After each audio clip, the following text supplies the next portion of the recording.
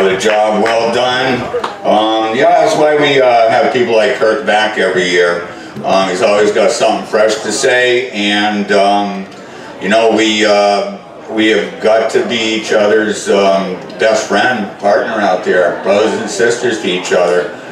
We are an extended family. One of the things, and I'm going to talk about this probably a few times today, is, you know, as I field the calls from reporters, the one thing is just over and over again, the same question. It's about violence, you know, and they portray gun owners and versus our competition out there, the protesters who tout gun violence and how they oppose violence. You know, gun owners oppose violence. I can't think of a single rally goer that has come to this event who either they themselves have committed an act of violence with their guns, or their guns leaped out of their holster and did it on their own, which is a common theory I hear.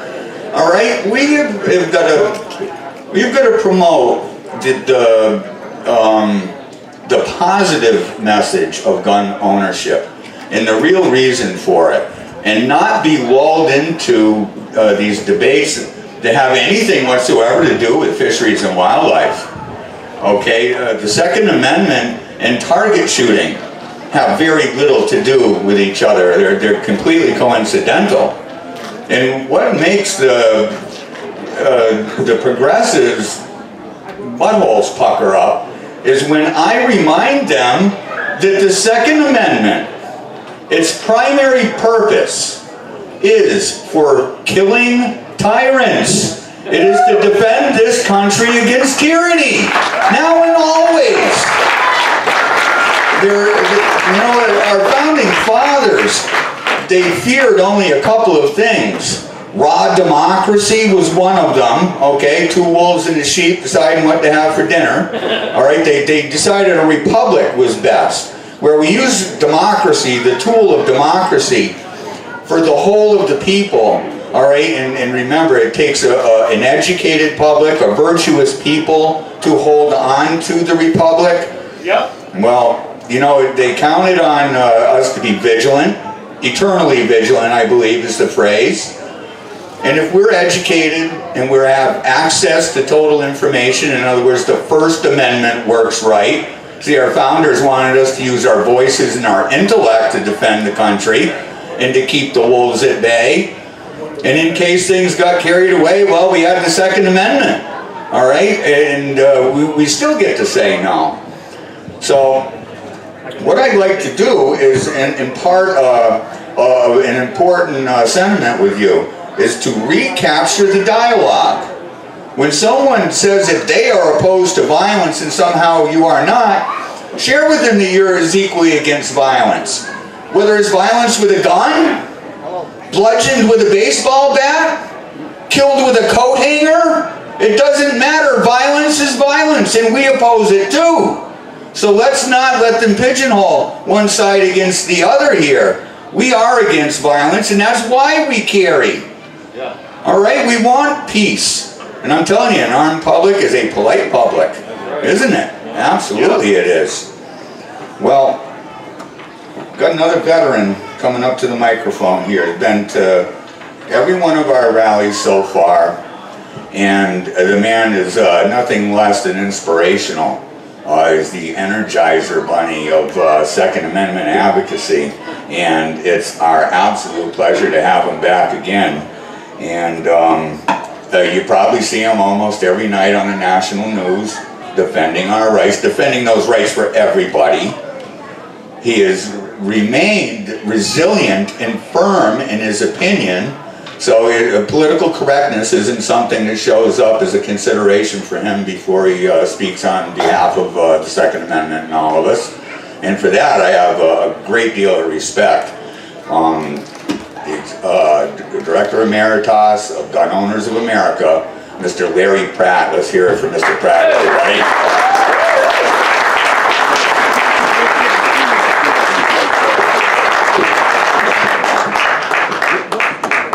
Thank you so much. It's good to be here again. in the American part of Massachusetts. I was expecting a checkpoint where we would have to present passports, but we haven't quite gotten to that yet here, I guess. The Second Amendment is a subject which stirs, we'll put it this way, it kind of pops vessels in liberal heads. They really don't like the idea of an armed people. And when they express that, I point out to them that we've heard that before. The British had the same view. They didn't like an armed people either. And it didn't turn out well for them. They should have taken a hint before it was delivered.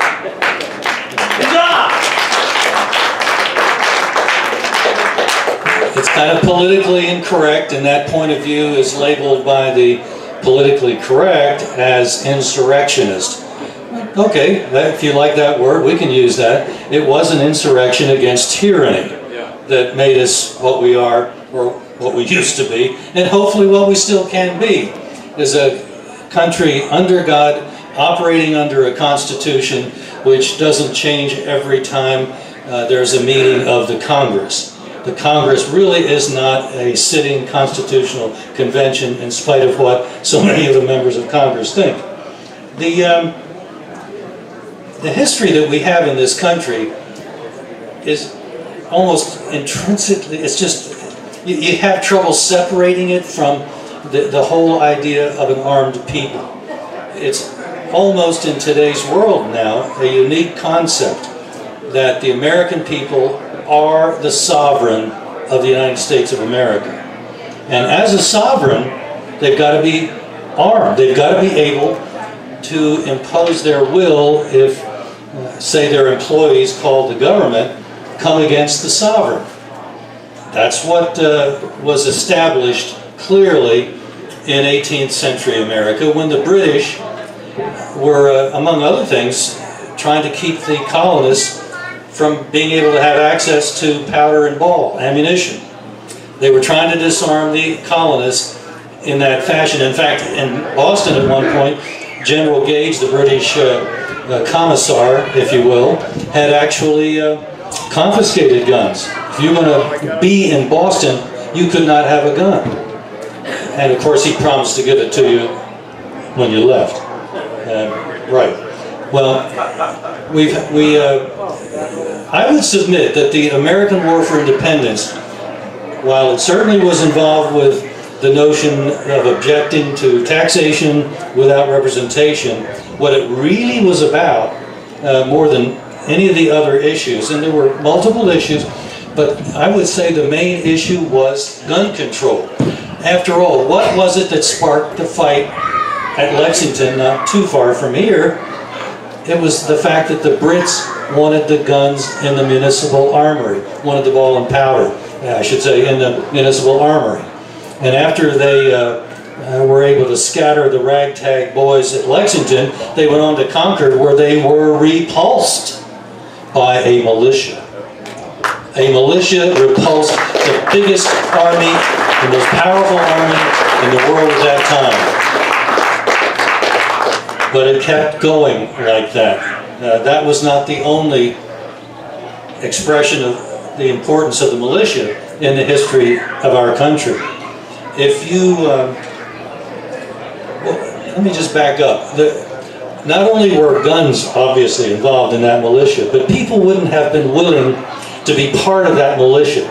They wouldn't have been willing to suffer marching through the snow in Valley Forge that winter, leaving bloody footprints, had it not been for the belief in an idea that was being preached with increasing regularity by maybe a minority, but a substantial minority of the clergy of the country.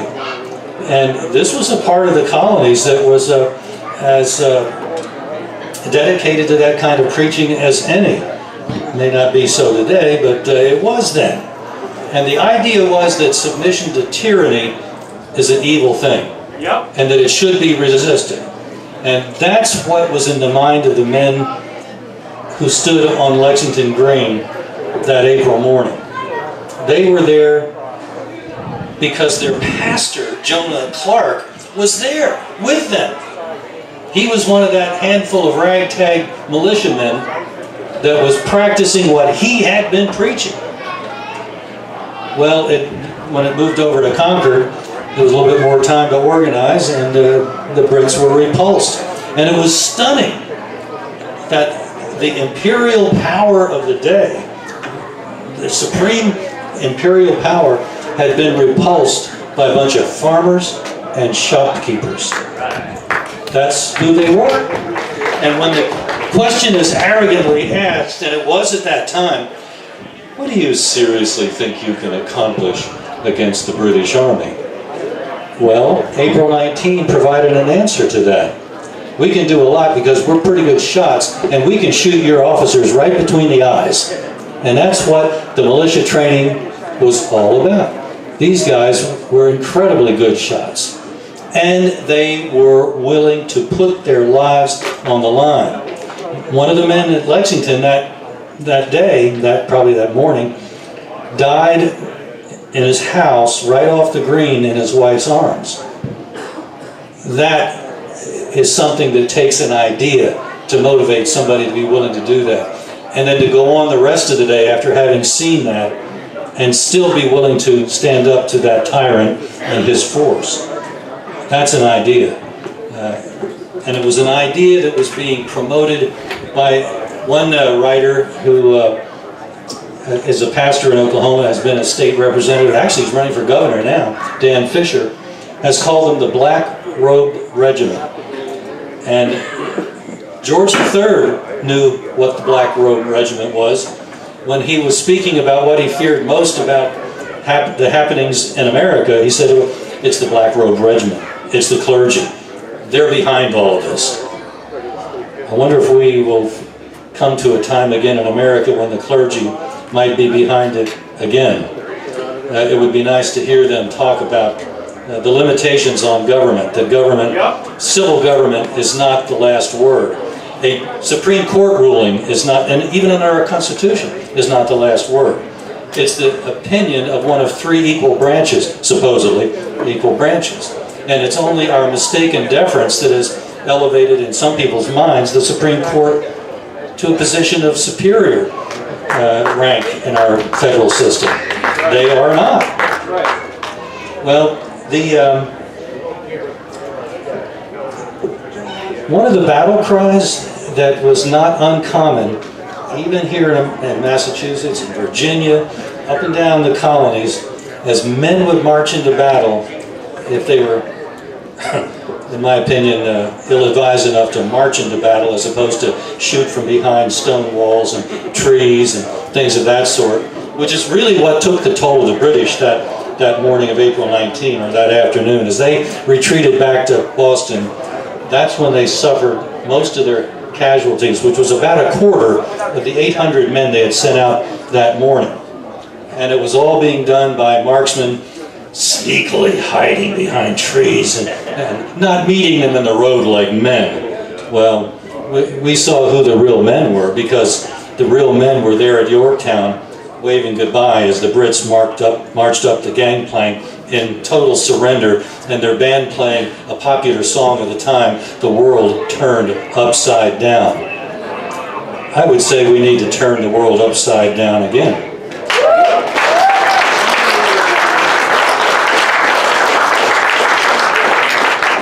So the Black Robe Regiment was what really turned the world upside down.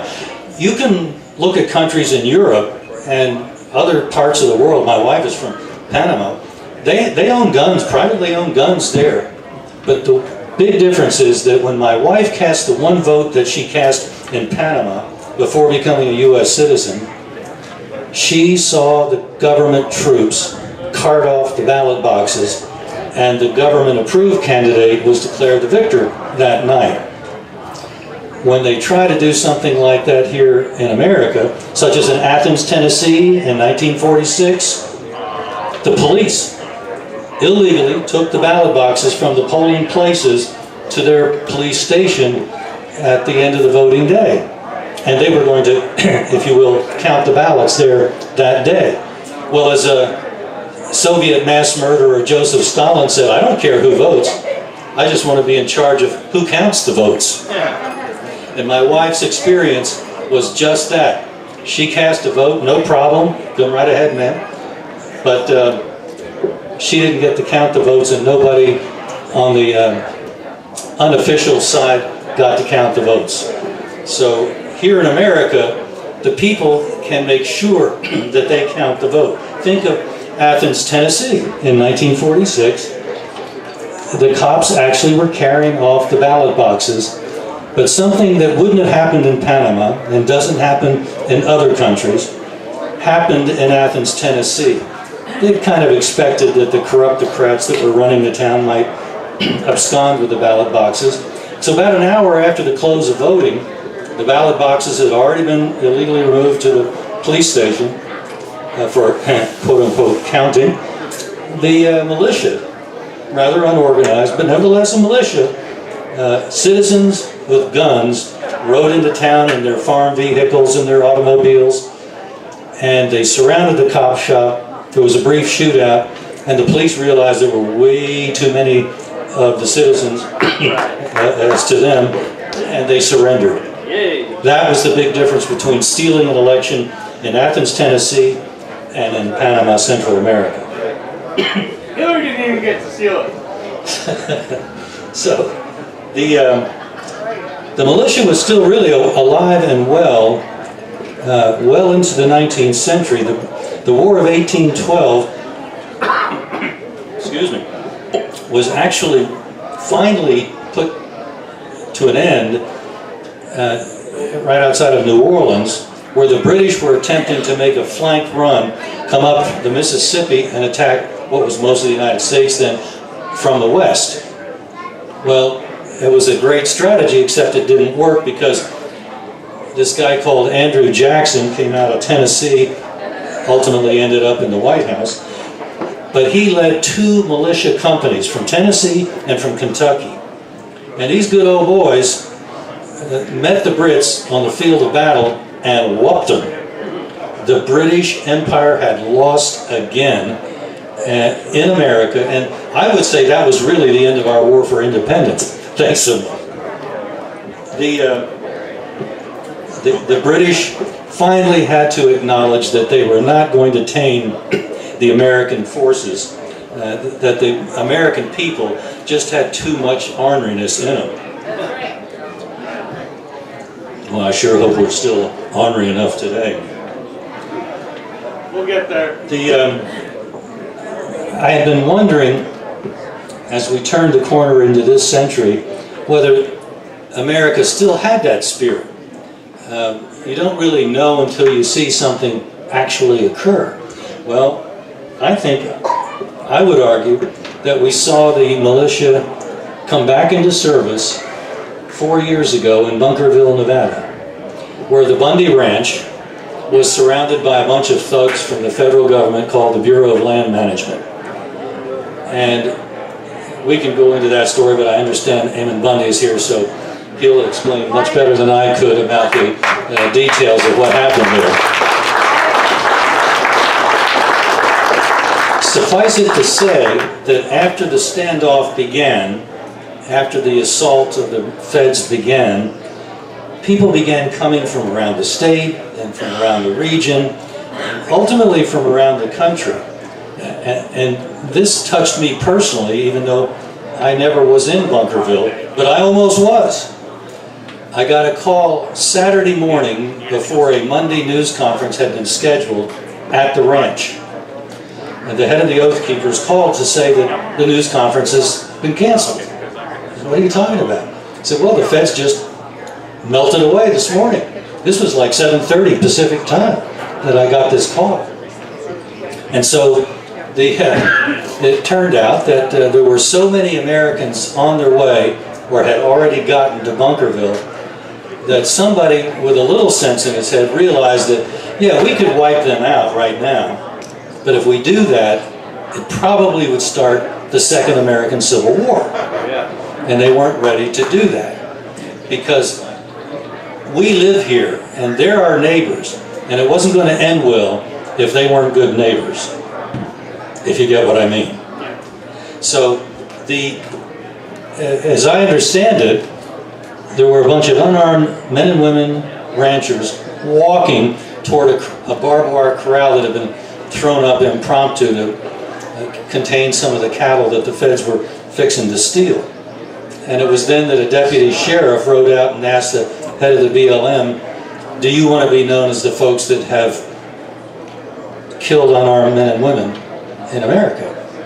And the guy had enough of a conscience that apparently that got him to lower his gun, and the others followed suit, and they rode off. And that's when I got the call shortly after that, saying that the news conference was over, that the American militia had won once again against a government gone awry. The very purpose of the Second Amendment is to contain that, keep it from happening.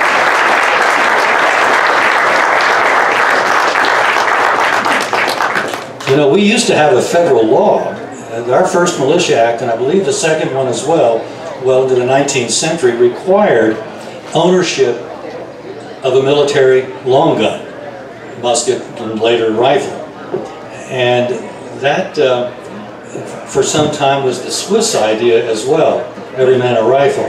Now, I was recently in Switzerland, and I was saddened to learn that, yeah, every man in Switzerland is part of the Swiss military, drafted in, and they're given a Swiss military automatic firearm, machine gun, but it's illegal for them to have any of that ammunition at home. Well, you know, so they've got an 8-pound paperweight, big deal. That's not really a terrifying notion. At least I didn't think so. And I think that kind of indicates what was happening, and maybe we should pay attention to what happened in Switzerland, because they were trying to be part of the politically correct arrangement of their day in Europe, the European Union. And the European Union is militantly opposed to citizens owning and having, and certainly carrying, firearms. If you're going to have a gun in Europe, it's going to be highly regulated. In some places you even have to keep it at a club, you can't even have it at home. And the idea of a militia is as foreign in Europe as it is in Panama. America is truly an exceptional country where we really believe that the sovereign should be armed.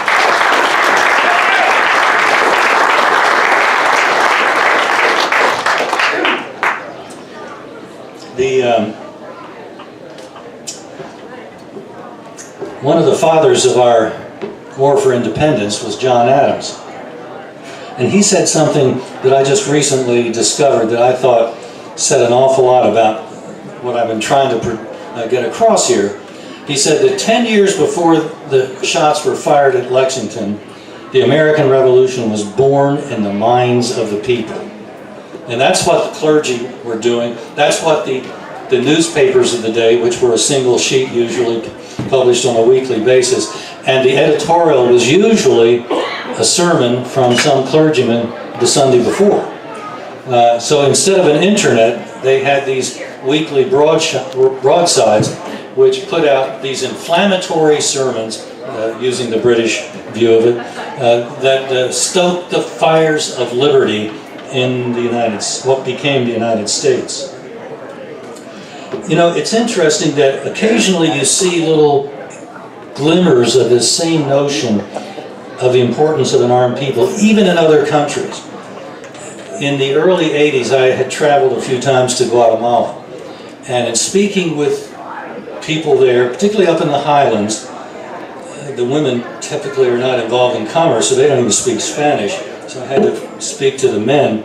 But the men were involved in self-defense patrols that had been established by the military junta, and particularly one man who is reviled by the left in this country, which ought to be a signal that this was a man, as we've had in our time. And retired General Efraín Ríos Montt had been brought into this junta shortly after they took power. He was a widely respected man, had been the head of the Guatemalan military some time before, had actually been exiled by making him an ambassador in Europe so that he wouldn't stir things up. But he got back to Guatemala and he was stirring things up. And what was happening in Guatemala was that the communists through Cuba and ultimately from the then Soviet Union were trying to stir things up in Guatemala and turn the people against the military so that they could then overturn the government and establish a communist government in Guatemala. Well, it didn't work out quite as they had hoped. It was getting to be very serious. And the military didn't really know who was who. And there were times when the military did some pretty bad things. Because they didn't know who was the good guys and who was the bad guys. Rios Montt, a deeply Christian man, was unique in his view among the Guatemalan leadership, ruling class, that these folks in the highland are people too. And we need to be working with them. And what he did was to give them antique rifles, and they were, for everybody here that might own a gun, they were a joke. But in Guatemala, they were a whole lot better than a machete. And it inspired the people, both with the confidence that had been expressed in them by Rios Montt and by the simple possession of a real gun. Probably these things weighed 8 or 10 pounds. I wouldn't want to carry them very long myself. And then they would shoot one shot and you had to reload manually. But nevertheless, it was so much ahead of whatever they had that it did inspire the people in the highlands where the communist insurgency was being fomented to stand against the communists and to work with the government. And the people in the highlands began to inform on the guerrillas, and ultimately, using that intelligence, the military was able to force the guerrillas into a small area and just mow them down. And it broke the back of the guerrilla insurgency, because the government had finally decided that the people have to be brought into the governing process. And once that was done, and once they were armed, which is a very tangible signal that we need to work together, things changed rather quickly in Guatemala. And the left has never forgiven Rios Montt, because he showed that when you actually do believe the people, as opposed to the talk that the left talks, when you actually do something such as what that guy did, things can change. And they don't change the way the left wants, because once the people are with the government, with the establishment, once the establishment is with the people, perhaps better said, things change. I saw the same thing in the Philippines, and in the Philippines it wasn't even as top down. In the Philippines under President Marcos, a dictator, things were pretty bad and there was a lot of opposition, and finally maybe 1 million people in one of the downtown areas of the Philippine capital tumbled that government. The military just couldn't see themselves going in and mowing down thousands and thousands of people who were peacefully demonstrating against the dictatorship.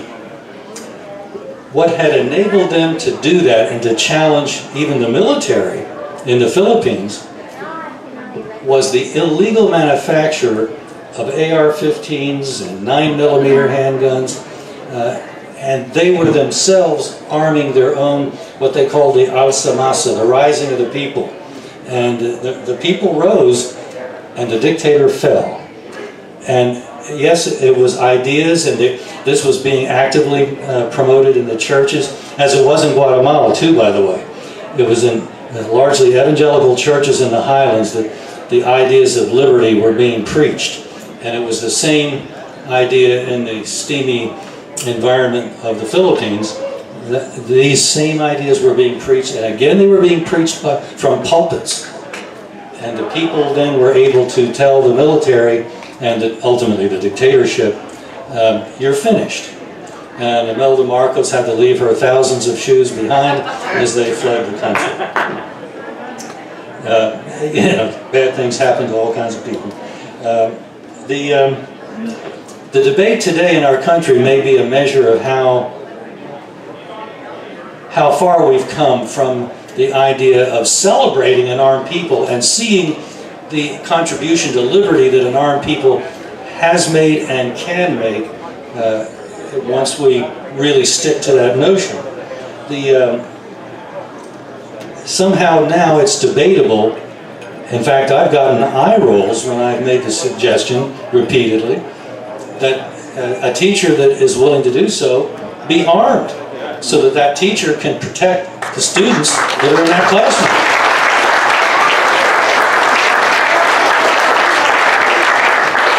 I remember when I was on Piers Morgan's show, and he thought that I was you are a very stupid man.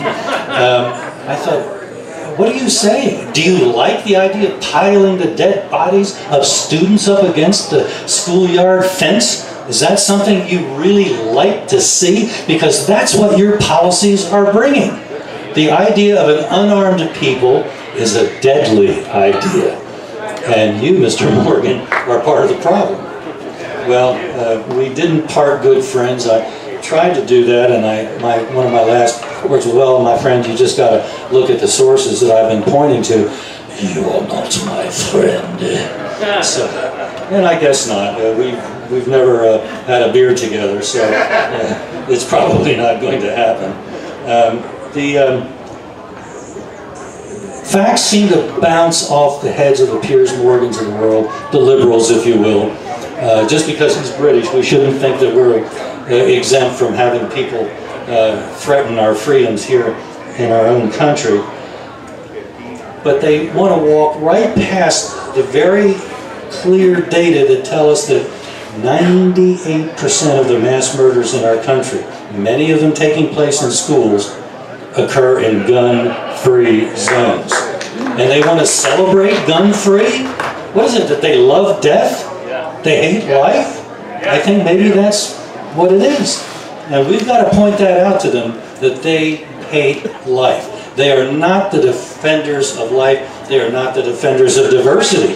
They are wannabe dictators that would impose their deadly views on a whole country that heretofore has resisted that kind of thinking since we told the British to go back to London.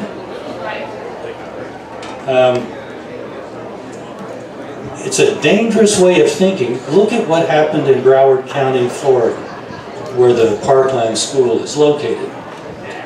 The sheriff in charge of the Broward Cowards presided over a force that bravely waited, hiding behind cars and other obstacles while the shooting was going on in the school, and only went into the school after the shooting had stopped. What bravery. What an answer to the call of duty. Wow. And we're to rely for our lives and our freedom on people like that? Please, don't bless me with such protection.